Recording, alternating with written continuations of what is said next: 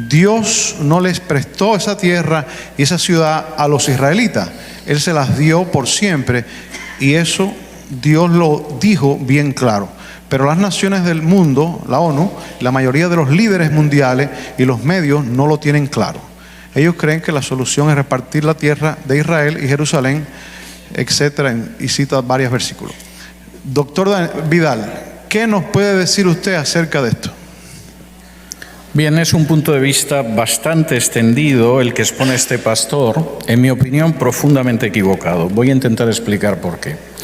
Si el argumento es el de la legalidad internacional, Israel lleva violando la legalidad internacional al menos desde 1967, ocupando un territorio que no formaba parte del Estado de Israel, que se fundó en 1948, desobedeciendo las resoluciones del Consejo de Seguridad de Naciones Unidas y quebrantando el derecho humanitario de guerra que impide que cualquier nación ocupante desaloje a la gente del territorio ocupado para cubrirlo con nacionales propios, si estamos hablando en términos jurídicos.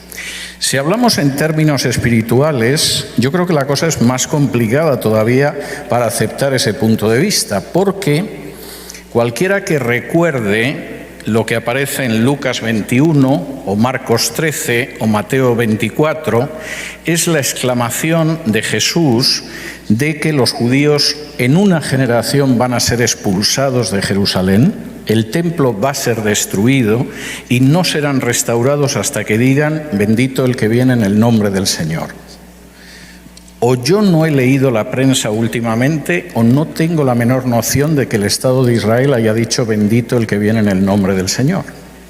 Y esta idea, que se puede sustentar desde un punto de vista cristiano, es sostenida por muchos judíos. Por ejemplo, hay muchos judíos incluso que viven en Israel que consideran que el Estado de Israel no es legítimo, porque el Estado de Israel solo lo puede restaurar el Mesías, y no un conjunto de sionistas que mayoritariamente en la fundación eran socialistas y ateos. Se puede estar o no de acuerdo con esto, pero a mí me parece bastante claro.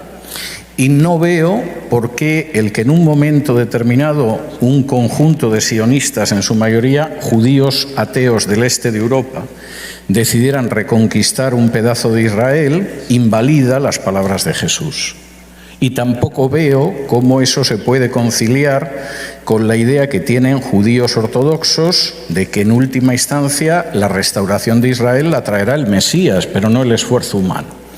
Voy a añadir otro punto que me parece muy importante. Cuando el sionismo se funda, el sionismo prácticamente hasta el Holocausto es minoritario entre los judíos y es muy combativo por los judíos. Consideran que es un intento secular de sustituir las promesas de Dios y de sustituir al Mesías.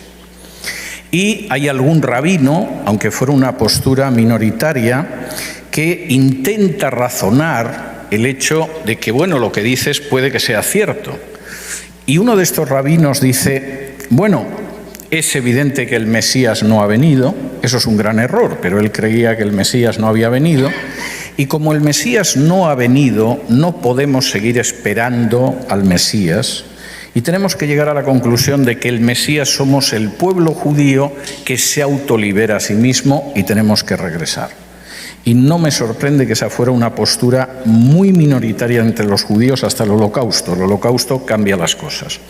De hecho, y hay varios estudios muy interesantes publicados aquí en Estados Unidos. Aquí en Estados Unidos los grandes rabinos anteriores a la Segunda Guerra Mundial eran todos anti-sionistas. Y el sionismo era muy reducido, incluso era gente que venía de fuera, como el padre de Netanyahu, que estuvo un tiempo aquí, que supongo que ha determinado lo bien que conoce Netanyahu la mentalidad de los norteamericanos y cómo se aprovecha de ello. Y el padre vivió aquí porque no había sionistas, había que traerlos de fuera para convencer a los judíos de Estados Unidos. Los judíos de Estados Unidos hasta la Segunda Guerra Mundial estaban sobre todo preocupados por integrarse en la sociedad americana, es decir, por ser buenos ciudadanos americanos. Y es algo que se ve en la literatura. Y es algo que no era lo que les preocupaba a los sionistas. Voy a hacer una última observación y esto me parece importante. En la Biblia hay una cuestión indiscutible y es que Dios no hace acepción de personas. En ningún momento Dios tolera la maldad porque supuestamente la haga su pueblo, todo lo contrario. Si uno lee Amós, y estuve enseñando sobre Amós y Oseas y Jonás la semana pasada, en un curso online, lo que queda claro es que Dios pide más responsabilidad a su pueblo. El hecho de ser el pueblo de Dios no es la garantía de que yo hago lo que me complace y quiero pisoteando a los demás y Dios lo respalda porque soy su pueblo. El ser el pueblo de Dios exige una mayor responsabilidad ante la moral de Dios. Y en un momento determinado, Amós, que ha ido al reino de Israel y que predica contra el pecado del reino de Israel, dice, no creáis que vais a escapar del juicio de Dios por ser el pueblo de Dios, todo lo contrario. Si sois el único pueblo al que Dios sacó de Egipto, si Dios quitó delante de vosotros a los amorreos que eran como encinas, eso os hace más responsables. Y si no os volvéis a Dios, el castigo de Dios va a caer sobre vosotros. Ahora es curioso que cuando uno va a Amós 1:1, aparece una referencia enigmática que es 2 años antes del terremoto. Y uno dice, ¿qué terremoto es ese? ¿Por qué cuenta esto? ¿Qué importancia tiene? Esto es una tontería de esas que aparece en la Biblia y no tiene relevancia.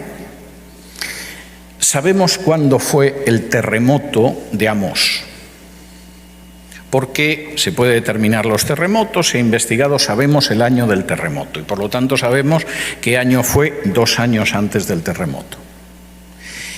Entre la predicación de Amós 2 años antes del terremoto y la destrucción del reino de Israel por Asiria para que desapareciera totalmente el reino de Israel, pasaron justos 40 años, una generación. Y creo que la Biblia lo dice de una manera muy clara. Tuvieron una generación para arrepentirse, no se arrepintieron, y Dios juzgó a Israel y desapareció el reino de Israel para siempre. Es lo mismo que pasa en Mateo 24. Dios otorgó una generación del año 30 al año 70 después de Cristo para ese arrepentimiento. No se produjo y el año 70 las tropas romanas arrasaron Jerusalén y acabaron con Israel como una potencia independiente. Y la profecía de Jesús se cumplió de una manera matemática. Cuando los discípulos vieron el templo y se quedaron pasmados por las grandes construcciones, Jesús les dijo, no quedará piedra sobre piedra. El templo tenía una techumbre de oro. Y cuando se incendió, al llegar las tropas romanas, parece que fue de manera accidental, pero se extendió el incendio y no hubo manera de pararlo. La techumbre de oro se derritió y ese oro derretido cayó sobre las piedras de la explanada. Y los legionarios romanos arrancaron las piedras para poder coger el oro derretido que había quedado entre las piedras y no quedó literalmente piedra sobre piedra, como dijo Jesús. Y esa es una situación que me temo que no va a variar hasta que, como dijo Jesús, digan bendito el que viene en el nombre del Señor. Y Dios no va a condenar el pecado de nadie, ni del Estado de Israel, ni de este país, ni de nadie. Y el Estado de Israel, aparte de cuestiones como puede ser la guerra, etcétera, etcétera, tiene una capital como Tel Aviv, que es la capital gay del mar Mediterráneo. Y pensar que Dios va a tolerar esto porque es el Estado de Israel, a mí me parece que es mucho esperar. Lamento haber sido tan largo, pero es que la pregunta era muy larga también.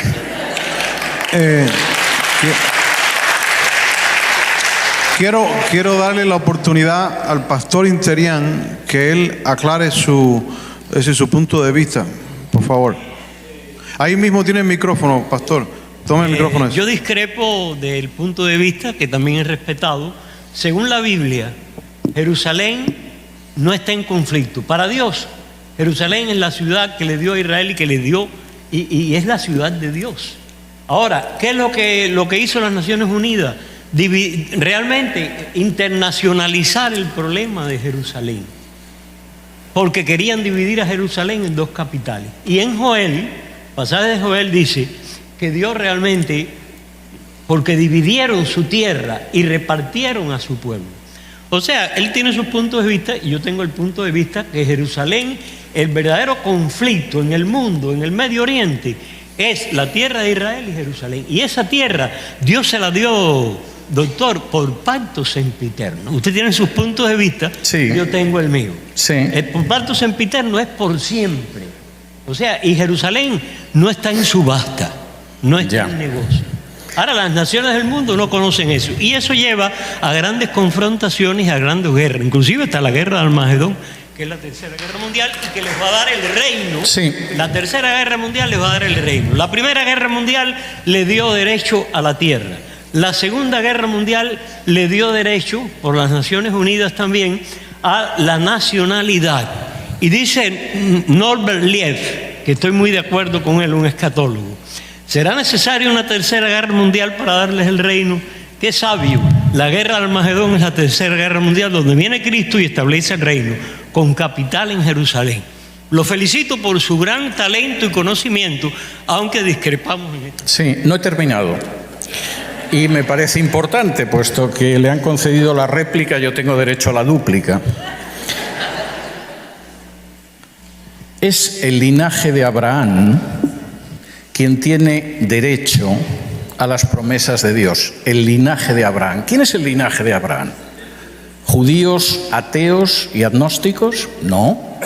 La Biblia establece claramente quién es el linaje de Abraham en Gálatas capítulo 3, donde dice lo siguiente: ya no hay judío ni griego, versículo 28, no hay esclavo ni libre, no hay varón ni mujer, porque todos vosotros sois uno en Cristo Jesús, y si vosotros sois de Cristo, ciertamente linaje de Abraham sois y herederos según la promesa.